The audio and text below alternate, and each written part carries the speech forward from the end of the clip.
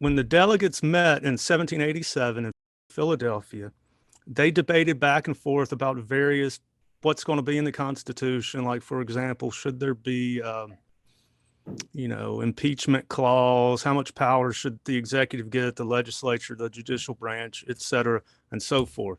And then it was submitted to the states to ratify, to approve. Well, Article 7 in the U.S. Constitution says after 9 states have ratified the U.S. Constitution, it becomes not enforceable, but it becomes the new governing document of the land. Well, you have 13 colonies, you have 13 states. So 9 approved it rather quickly, but there were some holdouts: Rhode Island, North Carolina, New York, and Virginia.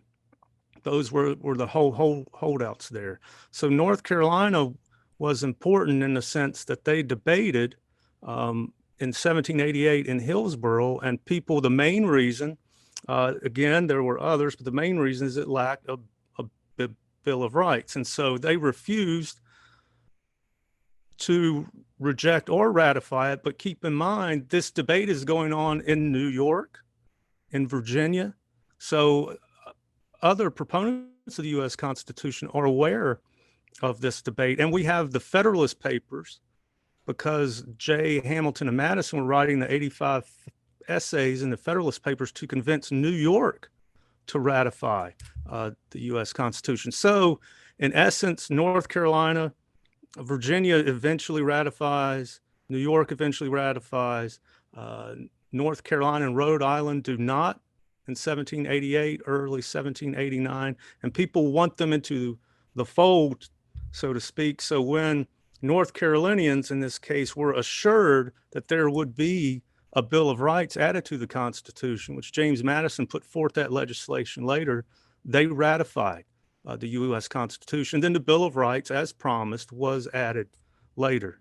Well, going back to what I said earlier, North Carolina was essentially they still had a diplomatic relationship with the United States, but they were technically out of the Union for a little less than a year. So after the Hillsborough Convention in 1788, James Iredell, who was a leading proponent, if you look at the minutes of the North Carolina Convention, you'll see Iredell's name listed about half the time. I mean, I haven't actually counted, but you see it listed a lot. He was one of the main orators for the Federalist cause.